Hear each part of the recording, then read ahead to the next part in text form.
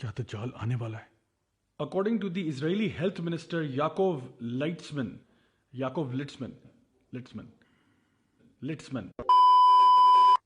Israeli health minister Yakov लिट्समन का कहना है कि कोरोना वायरस से अब हमें हमारा मसीहा जो है वो ही निजात दे सकता है।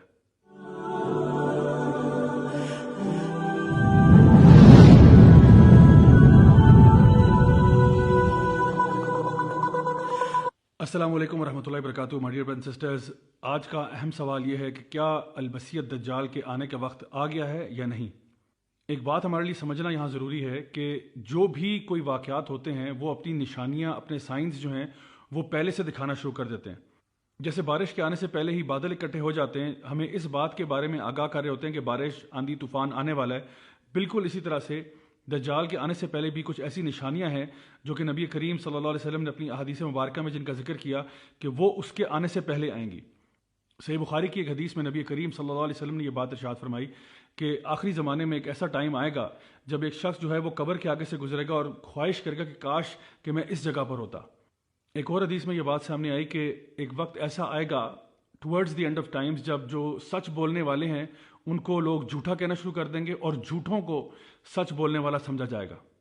इसका अंदाज़ा आप खुद ही लगा सकते हैं कि आज जो लोग भी मीडिया पर आ रहे हैं, जो लोग भी अपने अपने ओपिनियंस को सामने लेके आ रहे हैं, अक्सर और बेशतर वो लोग हैं जिनका ना तो दीन से कोई ताल्लुक़ वास्ता है और अक्सर वो बातें कहते हैं जिसमें कोई सदाकत नहीं होती।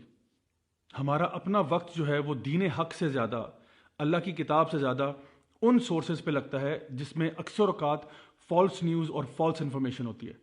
खुद ही अंदाज़ा लगाना है कि हम लोग यूट्यूब को दिन में कितना टाइम देते हैं और अल्लाह की किताब जो कि हक है उसको कितना टाइम देते हैं। अल-मसीह दज्जाल के बारे में जब हम बात करते हैं तो उसके बारे में नबी करीम सल्लल्लाहु अलैहि वसल्लम ने बहुत वजाहत से बयान किया कि वो असल में है क्या। सबसे पहली बात तो ये कि वो एक इंसान है। हाँ, उसके पास बहुत सारी सुपर पावर्स आप कह सकते हैं, लेकिन है वो इंसान ही। सही बुखारी की एक हदीस है जिसमें नबी करीम सल्लल्लाहु अलैहि वसल्लम ने बेशुमार साइंस गिनवाए हैं towards the end of time दज्जाल के आने से पहले। उसमें से एक ये है कि दो बड़े ग्रोह जो हैं जिनका आपस में मज़हब भी एक ही है वो आपस में लड़ पड़ेंगे।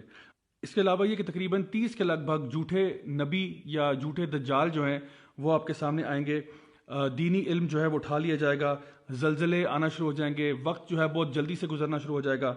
उसके अलावा अलफितन, बहुत सारे फितने जो हैं हमें घेर लेंगे। उसके अलावा कत्ल व गारत में इजाफा हो जाएगा, माल दौलत में इजाफा हो जाएगा और लोग जो है वो एक दूसरे के साथ कंपटीशन करेंगे ऊंची ऊंची इमारतों की तामीर में। एक और रिवायत जो हमारे पास इब्न माजा से आती है, वहाँ पे नबी करीम सल्लल्लाहु अलैहि वसल्लम ने ये बात इरशाद फरमाई कि दज्जाल के आने से पहले कुछ ऐसी मुश्किलें और मुसीबतें लोगों पर आएंगी जिसके बारे में हमें आइडिया हो जाएगा कि दज्जाल आने वाला है। दज्जाल के आने से 3 साल पहले बारिशें जो है वो 1/3 कम हो जाएंगी। उसके दूसरे साल में 2/3 बारिशें कम हो जाएंगी और दज्जाल के आने से 1 साल पहले बारिशें मुकम्मल तौर पर ख़त्म हो जाएंगी, हत्ता कि जानवर भी मरना शुरू हो जाएंगे और खुराक भी नहीं रहेगी। तो सहाबा ने पूछा कि या रसूल अल्लाह, फिर उस टाइम पे हम क्या खाए पिएंगे? जिस साल में खाना ही नहीं होगा उस साल में हम क्या खुराक खाएंगे? तो आपने फरमाया कि तुम्हारी खुराक क्या होगी? ला इलाहा इल्लल्लाह, अल्लाहु अकबर, अल्हम्दुलिल्लाह, यही तुम्हारी खुराक होगी और इसी पर तुम गुजारा कर लोगे। मुगीरा बिन शुअबा रज़ियल्लाहु अन्हु कहते हैं कि मैंने जितना नबी करीम सल्लल्लाहु अलैहि वसल्लम से दज्जाल के बारे में पूछता था उतना कोई भी उनसे नहीं पूछता था। तो नबी करीम सल्लल्लाहु अलैहि वसल्लम ने उनसे पूछा कि तुम्हें क्या चीज़ दज्जाल के बारे में परेशान करती है? तो उन्होंने कहा कि मैंने ये सुना है कि दज्जाल जब आएगा तो वो अपने साथ एक रोटी का पहाड़ लेकर आएगा और लोगों के पास और कुछ नहीं होगा। तो आपने फरमाया कि जो कुछ भी वो करेगा याद रखो कि वो अल्लाह ताला की मर्ज़ी से ही करेगा, अल्लाह की इजाज़त से करेगा। यानी कि मैं इसको आसान अल्फाज में यूँ बयान करूँगा कि आप ये मत समझें कि अल्लाह सुब्हान ताला एक तरफ है और दज्जाल एक तरफ है। यानी दज्जाल जो है वो अल्लाह की मखलूक है, कोई अल्लाह के खिलाफ कोई अपोजिंग पावर उस तरह से नहीं है कि हम उसको अपना इतना सर पे चढ़ा लें कि समझे बस दज्जाल आ गया तो क्या हो गया। यानी वो एक अल्लाह की तरफ से आजमाइश होगी हम सब के लिए, एक बहुत बड़ा टेस्ट होगा, एक बहुत बड़ा फितना होगा। लेकिन कभी भी इंसान को ये नहीं सोचना चाहिए कि पावर सारी उसके हाथ में नहीं। अल्लाह सुब्हान ताला जो है अल कवी है, अल्लाह ताला जो है वो हर चीज़ पर कादिर है। तो जिस तरह से अल्लाह ताला ने शैतान को भी लोगों के टेस्ट के लिए भेजा, बिल्कुल इसी तरह से अल-मसीह दज्जाल जो है वो भी एक आजमाइश है, एक इम्तिहान है बिलीवर्स के लिए। और ऐसा इम्तिहान है जिसके बारे में नबी करीम सल्लल्लाहु अलैहि वसल्लम इरशाद फरमाते हैं कि कोई नबी ऐसा नहीं गुजरा सिवाय इसके कि उसने अपनी कौम को अल-मसीह दज्जाल के फितने के बारे में ना बताया।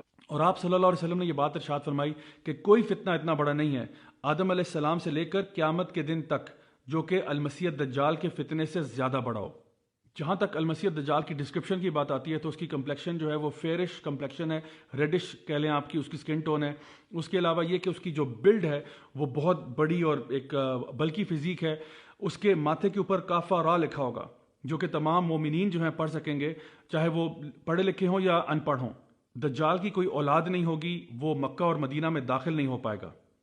اور اگر ہم احادیث کا جائزہ لیں تو بات یوں سمجھ میں آتی ہے کہ لگتا ایسے ہے واللہ عالم کہ دجال جو ہے وہ ٹیکنالوجی کا بڑا ماسٹر ہوگا، کیونکہ آتا ہے کہ وہ زمین سے سارے خزانے نکال پائے گا اور وہ بہت تیزی سے ہوا کی سپیڈ سے ٹریول کیا کرے گا، اور یہ بھی کہ وہ ایک شخص کے والدین کو لگے گا ایسے کہ دوبارہ زندہ کر دیا، لیکن اصل میں وہ اس کے والدین نہیں ہوں گے، کیونکہ ہم یہ بات جانتے ہیں کہ جو ایک دفعہ مر گیا وہ واپس نہیں آ سکتا۔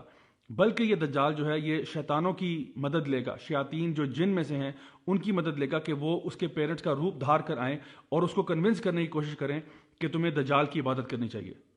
دجال کا مطلب ہی جھوٹا ہے، امپوسٹر، لائر، ڈیسیور، وہ جو لوگوں کو دھوکہ دینے والا، فریب دینے والا۔ تو وہ ظاہر تو یوں ہی کرے گا کہ وہ انسانوں کی مدد کے لیے آیا، لیکن اصل میں وہ لوگوں کے لیے بہت بڑا فتنہ ہوگا۔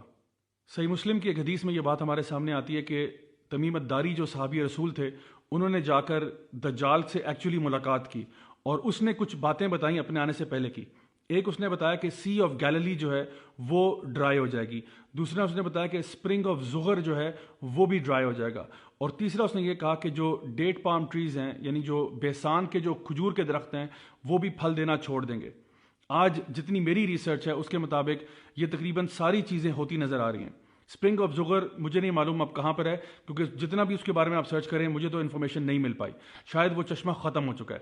جہاں تک سی آف گیلیلی کی یا لیک ٹائبیریس کی بات ہے، اس کا پانی کانسٹنٹلی ڈپلیٹ کرتا چلا جا رہا ہے۔ اور رہی بات ڈیٹ پام ٹریز آف بیسان کی، تو اس کے بارے میں بھی کچھ ریسرچ پیپرز اویلیبل ہیں کہ وہاں پہ جو ٹری پاپولیشن ہے کتنی بری طرح سے وہ افیکٹ ہو رہی ہے، بیکاز لوگ اس کو کاٹ رہے ہیں اور اس میں کچھ انفیکشن ڈیولپ ہو رہی ہے۔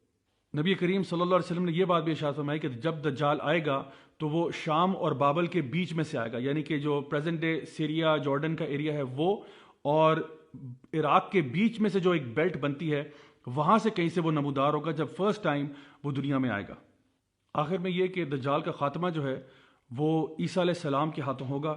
عیسیٰ علیہ السلام کو جب دجال دیکھے گا تو لٹرلی وہ پگھل جائے گا۔ حدیث میں جو الفاظ آتے ہیں وہ ہے کہ اس طرح پگھل جائے گا جیسے نمک پانی میں گھل جاتا ہے، اس طرح سے دجال پگھل جائے گا، کیونکہ اس کے سامنے اللہ تعالیٰ کا ایک نبی اور رسول آ چکا ہے، اور جو جھوٹے کا جھوٹ اور فریب ہے وہ اب اس کے آگے ختم ہو جائے گا۔ Now my dear brothers and sisters, آپ یہ ساری باتیں سننے کے بعد سوچ رہے ہوں گے کہ تو کیا اس کا مطلب ہے کہ دجال آنے والا ہے، کیا اس کا وقت آ چکا ہے؟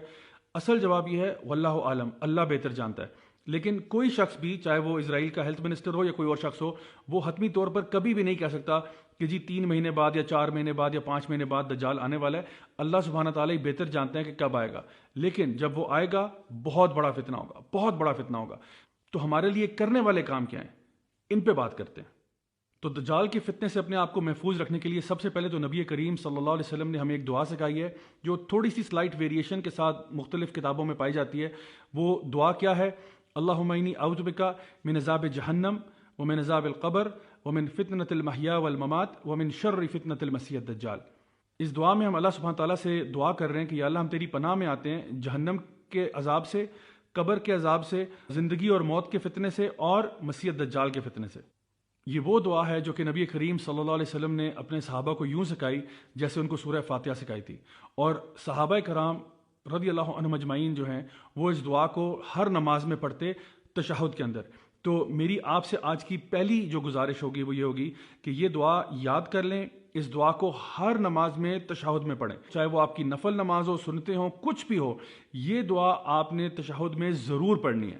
تو یہ تو رہی پہلی ٹپ۔